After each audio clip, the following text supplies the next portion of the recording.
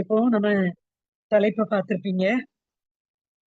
ஜீவன் அப்படிங்கிற தலைப்பு தான் 3வது நாளா நம்ம தியானிச்சுட்டு இருக்கோம். 3 வாரம் நம்ம அத தியானிச்சிருக்கோம். அதுல ஜீவன் அப்படின்னா முதலாவது அது தேவனுடைய ஜீவன். ஒரு அத தியானிச்சோம். அவர் நித்திய ஜீவனை தந்தார். 1 யோவான் 5:11 இருக்கு. அவர் நமக்குள்ள ஜீவனை தந்திருக்கிறார். அவரு சிலுவையில முதல்ல ஆதாம் ஏவாள் மூலமா ஜீவனை கூட அவரு சுவாசத்தை ஊதி ஜீவாத்மாவா ஆக்கினார். ஆனா அவங்க கீழ்ப்படியாமையினால அந்த ஜீவன் மறைந்து விட்டதுன்னே சொல்லலாம். அதான் சாகவே சாவாயின்னு சொன்னார். அந்த ஜீவன் போயிட்டு அதுக்கப்புறம் அவர் 2000 வருஷங்கள் கழித்து இயேசுவா உலகத்துக்கு வந்து சிலுவையில ஜீவனை கொடுத்ததின் மூலம் அந்த ஜீவன் நமக்குள்ள வந்திருக்கிறது. அது 1 யோவான் 5:11 சொல்லுது, நித்திய ஜீவனை தந்திருக்கிறார். அது நம்ம முன்னால பார்த்ததை சுருக்கமா பார்ப்போம். சுருக்கமா ஞாபகப்படுத்திக்கலாம். அந்த நித்திய ஜீவனை தந்திருக்கிறார்னு சொல்லியிருக்கு. அதே 1 யோவான் 5:12 குமாரனை உடையவன் ஜீவனை உடையவன் அப்படின்னா ஏசப்பா நமக்குள்ள இருந்தாருன்னா அந்த ஜீவன் நமக்குள்ள இருக்கும் அப்படின்னு அர்த்தம். அவர் ஜீவனை தந்தார். அவர் சொல்லியிருக்காரு, ஜீவன் உண்டாகவும் அந்த ஜீவன் பரிபூர்ணப்படவும் வந்தேன் அப்படின்னு சொல்லியிருக்காரு. அவருடைய ஜீவன் நமக்குள்ள இருக்கிறது. அது முதலாவது எப்படிப்பட்டது அப்படின்னு பார்த்தோம்னா, அது தேவாதி தேவனுடைய ஜீவன், பரமனுடைய ஜீவன். அது நமக்குள்ள இருக்குது. அதை நம்ம உணர்ந்தாலே போதும். அதை உணர்ந்து அதை வளர்க்க நம்ம பிரயாசப்பட்டா போதும். நம்ம எல்லா காரியங்களிலும் ஜெயம் பெற முடியாதான் கிறிஸ்தவ வாழ்க்கை. எல்லா வச்சிலும் அவர் நமக்குள்ள அவர் பெருகவும் நாம சிறுகவும் வேண்டும். அப்படி நம்ம அவரை வளர்க்கணும் அப்படின்னா நம்ம என்ன செய்யணும் அப்படின்னு பார்த்தோம். அதாவது வேதத்துல அதிகமா வாசிக்கணும், அவருக்கு நேரத்தை கொடுக்கணும், அதிகாலையில அவருக்கு காத்திருக்கணும். ஒவ்வொரு நொடி பொழுதும் அவர் பிரசன்னத்துக்குள்ள நம்ம இருக்கணும். நம்ம சிந்தை எல்லாம் அவருடையதாகணும். உலகத்தை பார்த்து வீணான காரியங்கள்ல நம்ம நேரத்தை செலவிடாம வேதம் வாசிப்புல, ஜெபத்துல, அந்நிய பாஷை பேசுவதில், அவரை துதிப்பதுல, அவரோட உறவாடுவதுல நம்ம நேரத்தை செலவிட செலவிட அந்த ஜீவன் நமக்குள்ள பெருகிக்கிட்டே இருக்கும், வளர்ந்துகிட்டே இருக்கும். அது எல்லா காரியங்களையும் நமக்கு செய்யும். அதான் நம்ம ஜீவனை வளர்க்கறதுக்கு நம்ம எடுக்கக்கூடிய முயற்சி. அது நம்ம உலக காரியத்தையே யோசிச்சுட்டு போனோம்னா அது ஒரு பக்கம் தூங்கிக்கிட்டு இருக்கும். நம்ம சுயம்தான் செயல்படும். அதனால நமக்கு ஒரு பிரயோஜனமும் கிடையாது. நம்ம கிறிஸ்தவங்கன்னு சொல்லிக்கிடவே முடியாது. நம்ம எந்த ஆசீர்வாதத்தையும் பெற்றுக்கொள்ள முடியாது. தெரியுமா? அது என்னெல்லாம் செய்யும்? அந்த ஜீவன் எப்படிப்பட்டதுன்னு பார்த்தாரு. முதலாவது அது தேவாதி தேவனுடைய ஜீவன். 2வது அது வசனம் நமக்கு தெளிவா சொல்லுது. அந்த அவருடைய ஜீவன் நமக்குள்ள இருக்கு அப்படின்னு அது முதல் வாரம் பார்த்துட்டோம். 2வது அது எப்படிப்பட்ட ஜீவன்னா அது ஒளி வீசும் ஜீவன். அது யோவான் 1:4 சொல்லுது, அவருக்குள் ஜீவன் இருந்தது, அந்த ஜீவன் மனுஷருக்கு ஒளியாய் இருந்தது. அது நம்மை ஒளி வீச செய்யக்கூடியதா இருக்கு. நம்ம அந்த ஜீவனை வளர்க்கும் போது உண்மையிலேயே நம்முடைய வெளிச்சம் எல்லா ஜனங்களுக்கும் தெரியும். யோவான் 8:12 நான் உலகத்துக்கு ஒளியா இருக்கிறேன் அப்படின்னு சொல்லிட்டு அவர் சொல்றாரு, என்னை பின்பற்றுகிறவன் இருளில் நடவாமல் ஜீவ ஒளி அடைந்திருப்பான். தெளிவா இதெல்லாம் ஜீவனுள்ள வார்த்தை. நம்ம அர்த்தத்தை புரியாம வாசிச்சுட்டு போயிடுறோம். ஆனா அதை புரிஞ்சோம்னா அவரை பின்பற்றினா போதும், நம்ம இருளில நடக்க மாட்டோம், ஜீவ ஒளி அடைந்திருப்போம். பின்பற்றணும்னா என்ன? பின்பற்றணும், அவருக்கு பிரியமா வாழணுங்கிற எண்ணத்தோட வேதத்தை வாசிக்கணும், கடமுறைக்கு இல்லாம. அதுல ஆண்டவர் மட்டும் என்ன பேசியிருக்காரு, அதுல எதுக்கு கீழ்ப்படியணும் அப்படின்னு சொல்லி அவரை பின்பற்றும் போது, அவர் வார்த்தைக்கு கீழ்ப்படியும் போது நம்ம இருளில் நடக்க மாட்டோம், ஜீவ ஒளி அடைந்திருப்போம் அப்படின்னு வேதம் தெளிவா சொல்லுது. அடுத்து மத்தேயு 5:14 முதல்ல நான் உலகத்துக்கு ஒளியா இருக்கிறேன் யோவான் 8:12 சொல்றாரு. மத்தேயு 5:14 சொல்லியிருக்காரு, நீங்கள் உலகத்துக்கு வெளிச்சமா இருக்கிறீர்கள். இவ்வளவு அழகா சொல்லியிருக்கு பாருங்க. அந்த தேவனை நம்ம பின்பற்றும் போது இருள்ல நடக்காம ஜீவ ஒளியை நம்ம அடைந்திருப்போம். அதான் அந்த ஜீவன், ஜீவனால வரக்கூடிய ஒளி நமக்குள்ள வரும். அடுத்து நம்ம என்ன ஆகும்னா உலகத்துக்கு வெளிச்சமா இருப்போம். அப்ப உலகத்துக்கு வெளிச்சமா ஆகணும்னா நம்ம வேற ஒண்ணும் இல்ல, அவர் ஜீவன் நமக்குள்ள இருக்கிற அவருடைய ஜீவனை பெருக செய்யணும், வளர செய்யணும். அதுக்கு நம்மளால முடிஞ்சு வாரத்துல ஒரு நாள் உபவாசம் போட்டு தினந்தோறும் காலையில ஜெபிச்சு அவரோட ஒன்றாகணும், அவர் பிரசனத்துக்குள்ள இருக்கணும், வேதம் வாசித்து ஜெபித்து அவரை துதித்து. சாதாரண விஷயத்திலும் நான் போன வாரம் சொல்லியிருப்பேன்னு நினைக்கிறேன். ஒரு பாத்திரம் கழுவுனா கூட ஆண்டவரே இந்த பாத்திரத்தை போல என்ன சுத்தி தெரியும், ஒரு பால் காய்ச்சறோம்னா ஆண்டவரே இந்த பாலை போல என்ன வெண்மையாக்கும். ஒவ்வொரு விஷயத்திலையும் நம்ம அவரோட தொடர்பு இருக்கணும். ஒரு இடத்துக்கு போனா ஆண்டவரே இது உங்களுக்கு பிடிக்குமா, ஒண்ணு செய்ய போறோம்னா இதுல நான் ஒரு பிரச்சனைன்னா நான் அதுல என்ன செய்வேன்னு யோசிக்கிறத விட ஏசப்பா எனக்குள்ள இருக்கிற இயேசு என்ன செய்வார் யோசிச்சு அவர் விருப்பத்துக்கு நம்ம ஒப்பு கொடுக்கணும். ஒவ்வொரு காரியத்திலையும் இது உங்களுக்கு பிடிக்குமா, இது நான் செய்யலாமா, ஒரு Dress போடுறது கூட அப்பா நான் எந்த Dress போடன்னு கேட்டா அவர் அதுக்கு ஏத்த அவர் தயவுள்ள சித்தத்தின்படி விருப்பங்களையும் செய்கைகளையும் உண்டு பண்ணுகிறவர் அப்படின்னு சொல்லி அவர் அதுக்கேற்ற விருப்பத்தை நமக்கு தருவார். அப்ப எல்லாவற்றையும் நம்ம அவரோடு தொடர்பு கொண்டு அவரோட வாழ்றதுதான் அவர் ஜீவனை வளர்க்கிறது. நாம் சிறுகிறது அவர் பெருகணும். அந்த ஜீவன் வளர வளர நம்ம ஒளி வீசுவோம் அவர் வார்த்தையின்படி. அவர் எங்கள் இருதயங்களில் பிரகாசித்தார் அப்படின்னு சொல்லி 2 கொரிந்தியர் 4:6 சொல்லப்பட்டிருக்கு. அப்ப அவர் நம்ம நம்ம இருதயங்களை அல்லது நம்மை பிரகாசிக்க செய்வார். 2வது அவருடைய ஜீவன் எப்படிப்பட்டதுன்னா அதான் ஒளி வீசும் ஜீவன். 3வது அது எப்படிப்பட்டதுன்னு அதையும் தியானிச்சோம். அது ஒரு திருப்தி தரக்கூடிய ஜீவன். அவர் சொல்றார் நான் கொடுக்கும் தண்ணீர் ஜீவன் தண்ணீர். அது ஒரு காலும் அதை பருகிறவனுக்கு தாகம் வராது அப்படின்னாரு. யோவான் 4:13-14 சொல்லியிருக்காரு. யோவான் 6:35 சொல்றாரு ஜீவ அப்பம் நானே, என்னைய சாப்பிட்டா பசி இருக்காது. அப்படின்னா என்னன்னா ஒரு வசனம் நமக்கு திருப்தியை தருகிறது. அதாவது உலக காரியம் எதா இருந்தாலும் நம்ம ஒரு சினிமா பார்க்கோம் அப்படின்னா பார்க்காங்க உலகத்தார் பார்த்தா ஒண்ணு பார்த்தாச்சு இனிமே நமக்கு திருப்தி அப்படின்னு வருமா? இல்ல, திரும்ப திரும்ப போகணும். சாப்பிடுறதும் நம்ம உலகத்துல சாப்பிட்டா அந்த நேரம் பசி நீங்குமே தவிர திரும்ப சாப்பிடணும். இப்போ ஒண்ணுலயுமே நமக்கு திருப்தி வராது. பிரசங்கி 1:8 சொல்லுது, காண்கிறதினால் கண் திருப்தி ஆகிறது இல்லை, கேட்கிறதினால் செவி நிரப்பப்படுகிறதும் இல்லை. அதாவது திருப்தி உலகத்துல வராது. ஆனா தேவன் நமக்குள்ள இருந்தாருன்னா அந்த ஜீவன் நமக்குள்ள பெருகுச்சுன்னா எவ்வளவு பிரச்சனை வந்தாலும் எவ்வளவு பாடு வந்தாலும் இந்த திருப்தி அப்படின்னா என்னது, உலகம் தரக்கூடாத ஒரு சந்தோஷம் ஒரு சமாதானம் நமக்குள்ள இருக்கும். அந்த பிரச்சனை நம்மை பாதிக்காது, உலகம் நம்மை பாதிக்காது. அதையும் தாண்டி ஒரு சமாதானத்தால கர்த்தர் நிரப்புவார் அந்த ஜீவன் நம்ம பெருகும் போது. அதனாலதான் அது திருப்தி தரும் ஜீவன் அல்லது அது ஒரு பரமானந்த ஜீவன், சந்தோஷத்தால் நிரப்பக்கூடிய ஒரு ஜீவன். அந்த ஜீவனை நம்ம வளர்த்தோம்னா உலகத்துல நமக்கு கவலையே கிடையாது, எதை குறித்தும் கவலைப்பட வேண்டாம். ஒரு பெரிய திருப்தி நமக்கு உண்டாகும். அதுல ஏசாயா 55:2 சொல்லியிருக்கு, திருப்தி இல்லாத பொருளுக்காக உன் பொருளை வீணாக்காதே அப்படின்னு சொல்லிட்டு, என் சத்தத்துக்கு செவி கொடுத்து உன் ஆத்துமாவை கொழுமையாக்கு. அவர் சத்தத்துக்கு செவி கொடுத்து, அவர் வேதத்துல அவர் இருக்கிறதா அவர் சத்தம். அதை வாசித்து அதுக்கு செவி கொடுக்கும் போது நம்முடைய ஆத்துமா கொழுமையாகுமா. அதான் அதான் அந்த ஜீவன் நம்ம உள்ளார்ந்த மனிதனில் பலன் அடைவது. ஆத்துமா ஜீவன் அதாவது அந்த உயிர் அந்த உள்ளார்ந்த மனிதன் எல்லாம் ஒண்ணுதான். அது அவராய் இருக்கணும், நம்முடைய சுயமா இல்லாம அது அவராய் இருக்கும்போது அந்த ஆத்துமா கொழுமையாக்கும், ஒரு பெரிய திருப்தி நமக்கு உண்டாகும். அதான் நீதிமொழிகள் 27:7 திருப்தி அடைந்தவன் தேன் குட்டையும் மிதிப்பான். எவ்வளவு இன்பம் போல மத்தவங்களுக்கு உலகத்துல பாவங்கள் இருந்தாலும் அந்த தேனை போல பாவங்களையும் இந்த ஜீவன் தேவனுடைய ஜீவனால் திருப்தி அடைந்தவன் அதை மிதித்து போடுவான். அந்த பாவம் நம்ம மேற்கொள்ள முடியாது. அப்படிப்பட்ட ஒரு ஜீவன் அந்த 3வது தன்மை அது திருப்தியாக்கக்கூடியது. இதெல்லாம் நம்ம முந்தின வாரங்கள்ல பார்த்தோம். அதனால நான் சுருக்கமா சொல்லிட்டு போயிட்டு இருக்கேன், அதை திரும்ப ஞாபகப்படுத்துறதுக்காக. அடுத்தது 4வது அதோட தன்மை என்ன அப்படின்னா அது பாதிக்கப்படாத அல்லது ஒடுக்கப்படாத ஜீவன். அது ரோமர் 8:1-2 சொல்லப்பட்டிருக்கு. இயேசுவின் ஜீவனின் பிரமாணம் என்னை பாவம் மரணம் என்னும் பிரமாணங்களில் இருந்து என்னை விடுவித்தது. அந்த ஜீவன் நமக்குள்ள இருந்ததுன்னா இந்த பாவம் மரணம்னா அந்த 2ஆம் மரணம், நரகத்துக்கு போகக்கூடிய அந்த மரணம் இந்த பிரமாணங்கள்ல இருந்து நம்மை விடுவிக்கும். அது மட்டும் இல்ல, 2 கொரிந்தியர் 4வது அதிகாரத்துல 8வது வசனம் சொல்லுது, எப்பக்கத்திலும் நான் நெருக்கப்பட்டாலும் ஒடுங்கி போகாத ஜீவன் அது. நம்ம எப்படி உலகத்துல பிரச்சனைகள் வந்தாலும் அதனால நம்ம ஒடுங்கி போவதில்லை, கைவிடப்படுவதில்லை. அது நமக்கு தெரியும், அந்த பாட்டு கூட இருக்கு. எந்த பக்கத்துல நெருக்கப்பட்டாலும் நம்ம ஒடுங்கி போக மாட்டோம். ஏன்னா நமக்குள்ள இருக்கிற ஜீவன் அந்த ஒடுக்கப்படாத நெருக்கப்படாத ஜீவன். துன்பத்துல நம்ம அமிழ்ந்து போனாலும் நம்ம கைவிடப்பட மாட்டோம், எந்திரிச்சிருவோம்.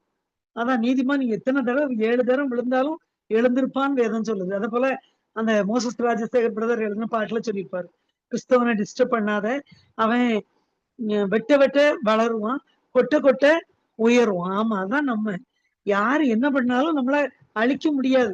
அந்த ஒடுக்கப்படாத அல்லது பாதிக்கப்படாத ஒரு ஜீவன் நமக்குள்ள இருக்கு.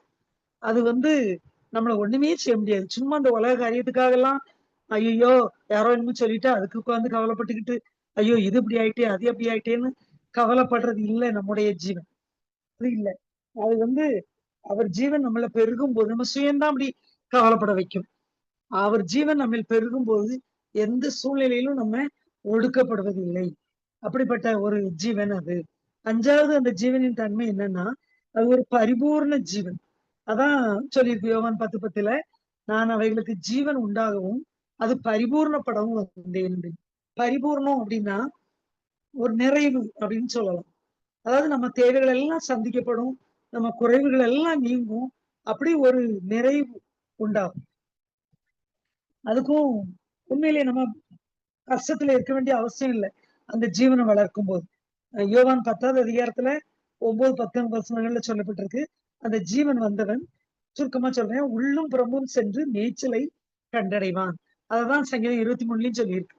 நான் புல்லுள்ள இடங்களில் மேய்த்து அமர்ந்த தண்ணீர்கள் அண்டையில் என்னை கொண்டு போய் விடுவார். ஒரு செழிப்பு, கர்த்தரை நம்புகிறவனோ செழிப்பான் என்ற வார்த்தையின்படி ஒரு செழிப்பு உண்டாகும். ஆடுகளுக்கு ஒரு புல்லுள்ள இடங்களுக்கு போனா எவ்வளவு சந்தோஷம். அமர்ந்த தண்ணீர், பிரச்சனை இல்லாத கலங்காத ஒரு தண்ணீர் போய் குடிச்சா எவ்வளவு சந்தோஷம். அதே போல அந்த ஜீவன் இருக்கவங்க உள்ளும் புறமும் சென்று மேய்ச்சலை கண்டடைவாங்க. நமக்கு குறைவே இருக்காது. அதான் அந்த 3 யோவான் 2வது வசனம் சொல்லுது, நீ எல்லாவற்றிலும் வாழ்ந்து சுகமாய் இருக்கும்படி வேண்டி. எப்படி உன் ஆத்துமா வாழ்வது போல நீ எல்லாவற்றிலும் வாழ்ந்து சுகமாய் இருக்கும்படி. ஆத்துமாதான் அந்த தேவனுடைய ஜீவன். அது எப்படி இருக்குதோ அது நமக்கு அவருடைய ஜீவன் பரிபூர்ணமா இருந்ததுன்னா, அல்லது அவருடைய ஜீவன் நம்ம பெருகி இருந்ததுன்னா நம்ம ஆத்மா செழுமையா இருக்கும். அதை பார்த்தோம். அப்படி இருந்தா நம்மளும் எல்லாவற்றிலும் வாழ்ந்து சுகமா இருக்கும்படி வேண்டுகிறேன். இது ஒரு பெரிய சத்தியம். இது நம்ம இப்ப புரிஞ்சுக்கிட்டோம். எனக்கு கொஞ்ச நாளா ஆண்டவர் பேசிட்டு இருக்காரு.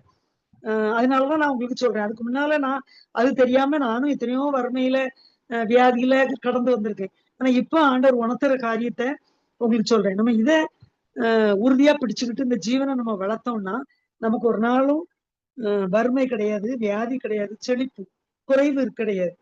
அதான் 2 தீமோத்தேயு 6:17 சொல்லுது, நாம் அனுபவிக்கிறதுக்கு சகலவித நன்மைகளையும் நமக்கு சம்பூர்ணமாய் கொடுக்கிறவர்.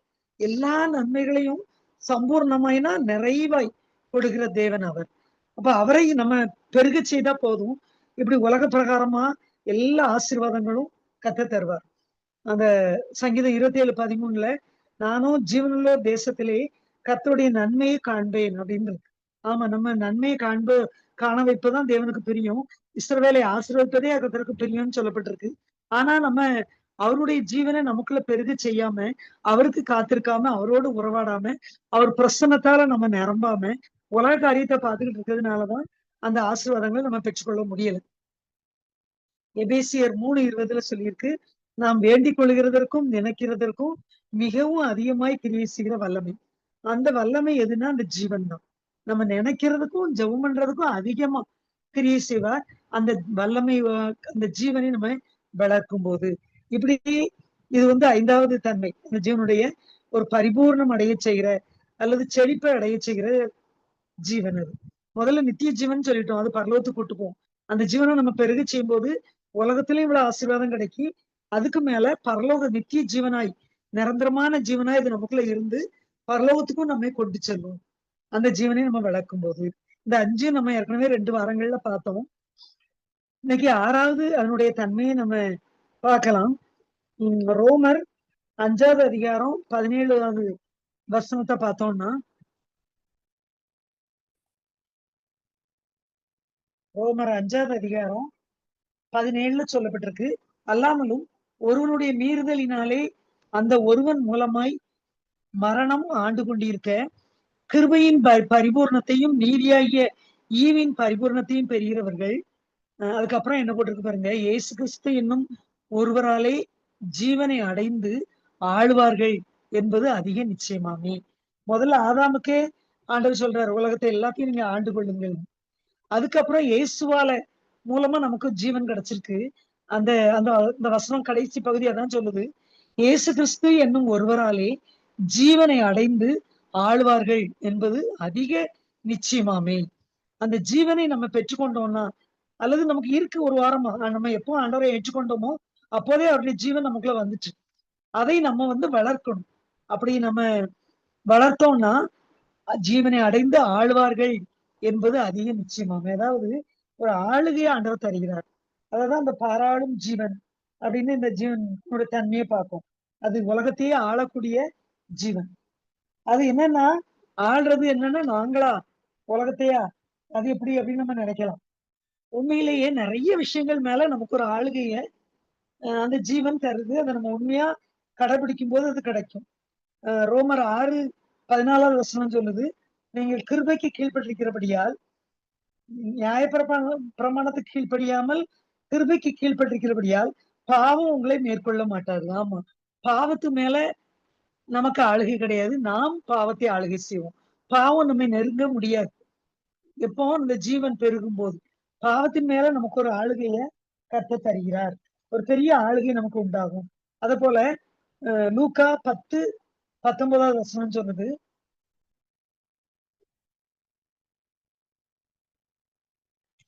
லூக்கா 10:19 இதோ சர்ப்பங்களையும் தேள்களையும் மிதிக்கவும் சத்துருவினுடைய சகல வல்லமையையும் மேற்கொள்ளவும் உங்களுக்கு அதிகாரம் கொடுக்கிறேன்.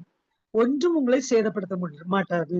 எவ்வளவு அதிகாரம் பாத்தீங்களா? எல்லாவற்று மேலையும் நமக்கு ஆளுகை அதிகாரம் உண்டாயிருக்கு.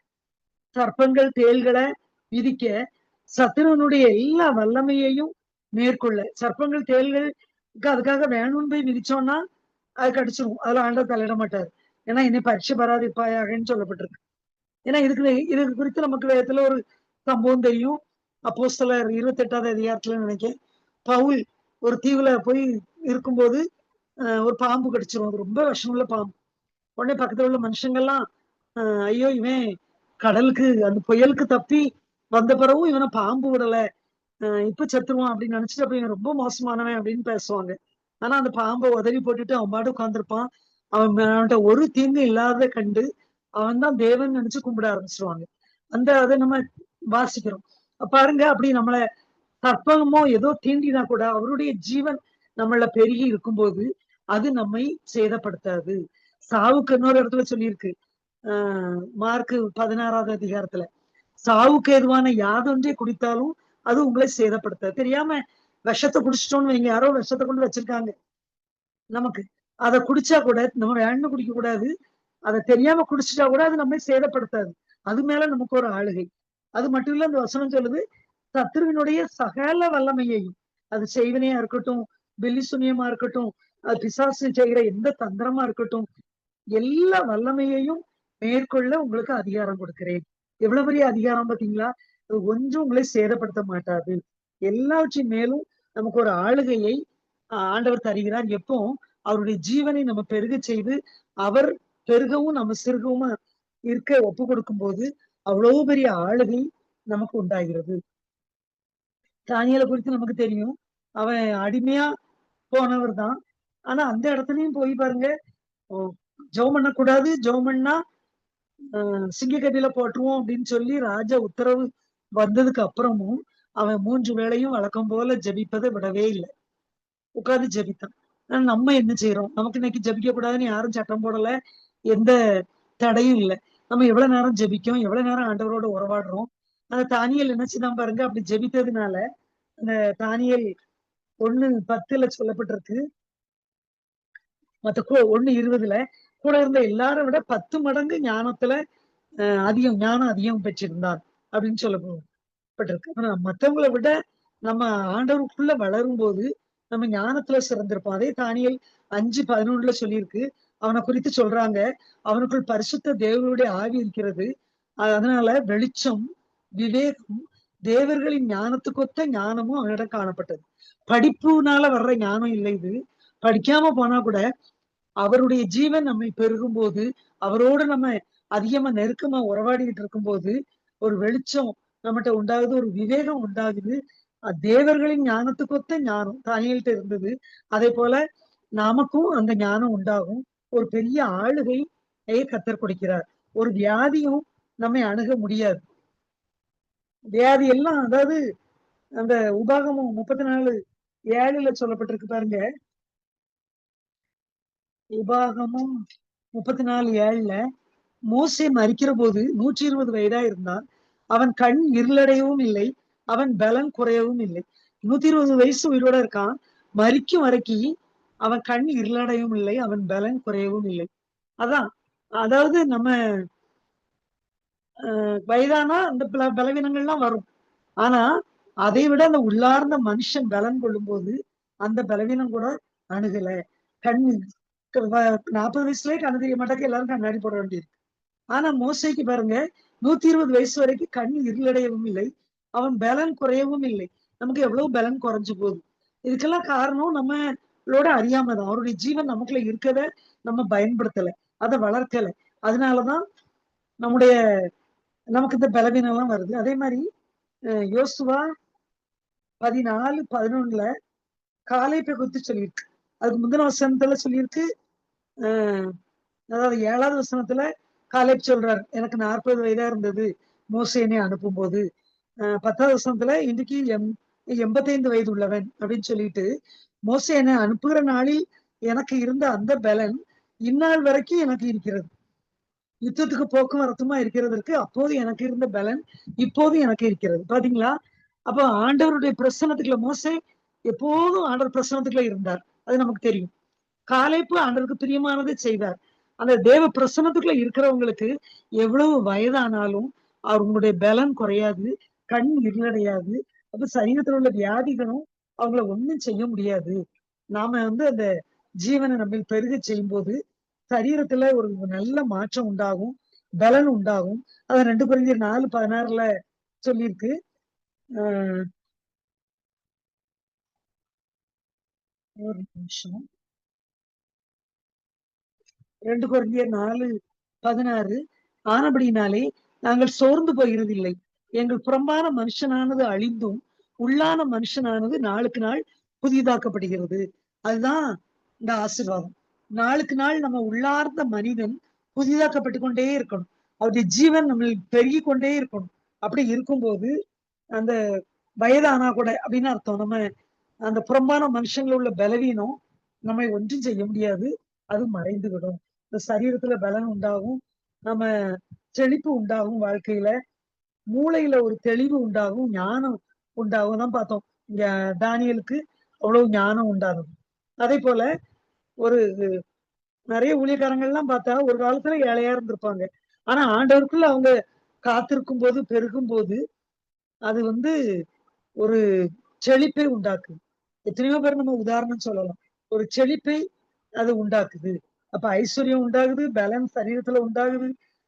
நித்திய ஜீவன் பரலோகத்துக்கு கூட்டு போகுது. அப்படிப்பட்ட ஒரு ஜீவன் நமக்குள்ள இருக்கு. அந்த ஜீவன நம்ம அங்கீகரிக்கணும். அதாவது அது புரிந்து கொள்ளணும்.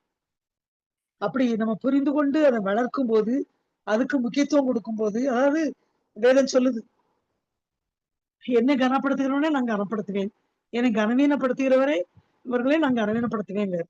அப்ப அவருக்கு முதலிடம். சர்ச்சுக்கு போணுமா? முதல் ஆளா போணும்.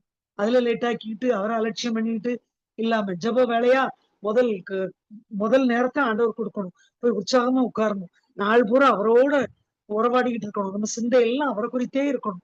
வேலை என்ன செய்துகிட்டு இருந்தாலும் அவரோடு இருக்கணும். அப்படி அந்த ஜீவனை அங்கீகரித்து, அந்த ஜீவனை வளர்க்கும்போது, நம்ம ஒரு சாதாரண மனுஷனா இருக்க மாட்டோம். தேவ மனுஷனாய், பரிசுத்தமாய் உலகத்துல வாழலாம். பாவத்த மேற்கொள்ளலாம். அப்படி ஒரு பெரிய ஆசீர்வாதம் இந்த ஜீவன்ல இருக்கு.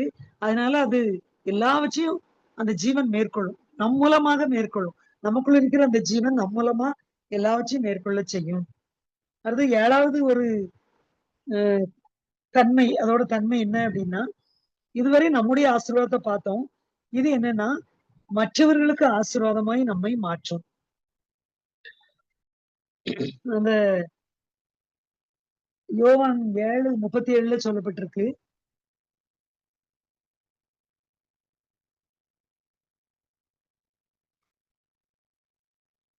7:37ல இயேசு நின்று சத்தமிட்டு,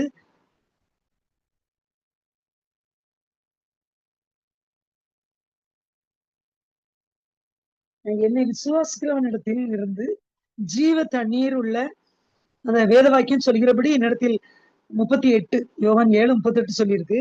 என்னிடத்தில் விசுவாசமா இருக்கிறவன் எவனோ, அவன் உள்ளத்திலிருந்து ஜீவ தண்ணீர் உள்ள நதிகள் ஓடும் அப்படின்னு சொல்லியிருக்கு.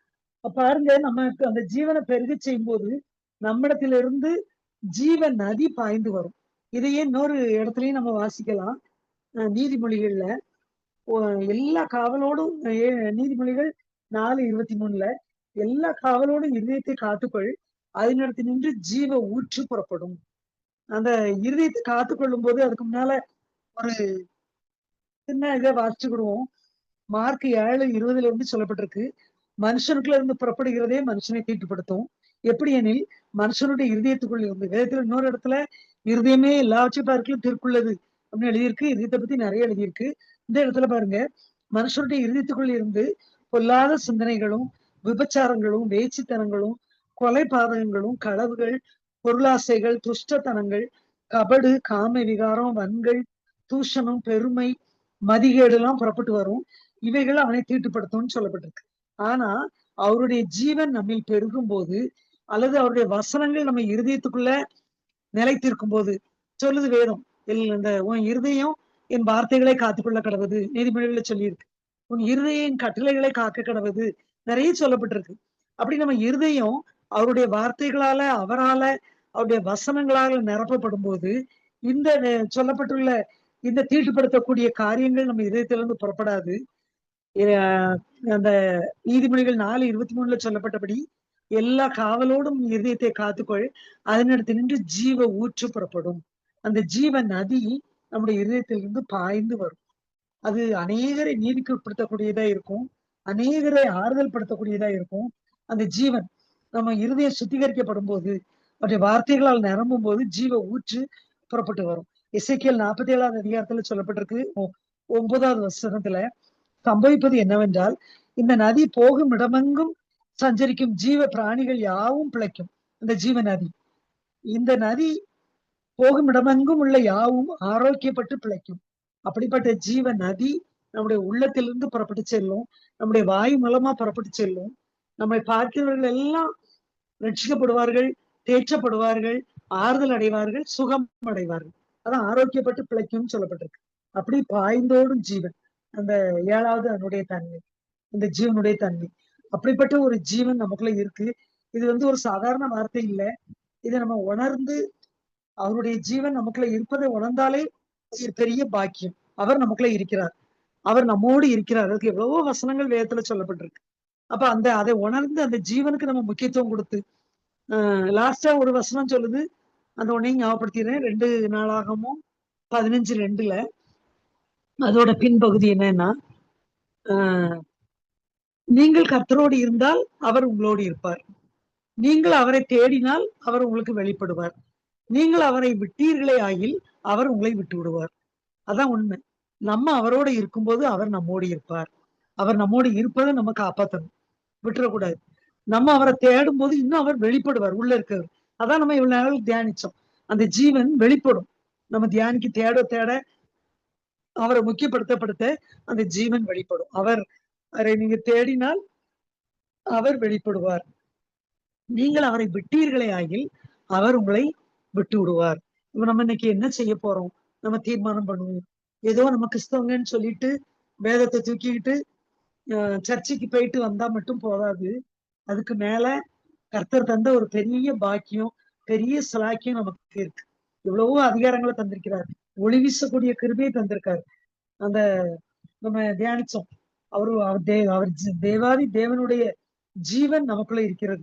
அது ஒடுங்கப்படாத ஜீவன், ஒளி வீசக்கூடிய ஜீவன், திருப்தி தரக்கூடிய ஜீவன், அதாவது சந்தோஷமும் சமாதானமும் தரக்கூடிய ஜீவன், அது பரிபூர்ண ஜீவன், தேவைகள் எல்லாம் சந்திக்கக்கூடியது, செழிப்பை தரக்கூடியது, நித்திய ஜீவன். நித்திய ஜீவனாலே அது பரலோகத்தை தான் குறிக்கும், பரலோகத்துக்கு கொண்டு போகக்கூடியது. அடுத்து அது பாராளும் ஜீவன், எதுவுமே நம்மை மேற்கொள்ளாதபடிக்கு ஆளுகை தந்த ஜீவன், மற்றவர்களுக்கு நாம் பிரயோஜனமா இருக்கும்படி பாய்ந்தோடும் ஜீவன். அப்படிப்பட்ட ஜீவன் நமக்குள்ள இருப்பதை நம்ம இனியாவது அதை பாராட்டி கொண்டாடி அதை துதித்து, வேதத்துல என்ன சொல்ல அது நம்மோட பேசும், வேதத்து மூலமா அதை உணர்ந்து அதுக்கு கீழ்ப்படியே நம்ம ஒப்பு கொடுப்போம். அதுதான் உண்மையான கிறிஸ்தவ ஜீவியம். நம்ம தோற்று போக ஆண்டவரை தேடல, தோற்று போவதுக்கு அவர் நம்மை தெரிந்து கொள்ளவில்லை, நாம் ஜெயித்து எழுந்து நிமிர்ந்து நிற்பதற்கு அவர் நம்மை தெரிந்து கொண்டிருக்கிறார். மற்றவங்களுக்கு முன்பாக நம்ம சாட்சியா நிற்பதற்கு அவர் தெரிந்து கொண்டிருக்கிறார். இவ்வளவு விஷயங்களை வச்சிருக்காரு. இது நம்ம கிடைக்கலன்னா அது நம்முடைய தவறு, நம்ம அவருக்கு அவரை முக்கியப்படுத்தல. அதனால நம்ம மற்றவங்க முன்னால தலை குனிஞ்சு நிக்க வேண்டியது இல்லை, எழுந்து நிமிர்ந்து நிற்போம். நம்மை பார்க்கிறவர்கள் நாம் அவருடையவர்கள் என்று அறிந்து நம்மை பின்பற்றுவார்கள். நம் மூலமாக தேவனை பின்பற்றுவார்கள். அப்படி ஒரு சாட்சிகளாக மாறுவோம். நமக்குள்ள இருக்கிற அவருடைய ஜீவனை நாம் வளர்ப்போம், பெருகச் செய்வோம். நம்முடைய சுயம் சிறுகட்டும், அவர் பெருகணும். அதுக்கு நம்ம ஒப்பு கொடுப்போம். அதுக்காக தீர்மானிப்போம். உலகத்துல எவ்வளவு நாள் இருக்க போறோமோ தெரியாது. அவருடைய வருகை சமீபமாகி விட்டது. இன்னைக்கு ஒரு பெரிய தீர்மானத்தை எடுப்போம். ஒவ்வொரு நாளும் கர்த்தருக்கு காத்திருப்பேன், கர்த்தருடைய வேதத்தை தியானிப்பேன், அவருக்கு பிரியமாய் வாழ்வேன், அவரோடு உறவாடுவேன், அவருடைய பிரசனத்தில் நான் இருப்பேன்னு சொல்லி நம்ம ஒரு முடிவு எடுப்போம். கர்த்தர் தாமே இந்த வார்த்தைகளை ஆசீர்வதிப்பாராக.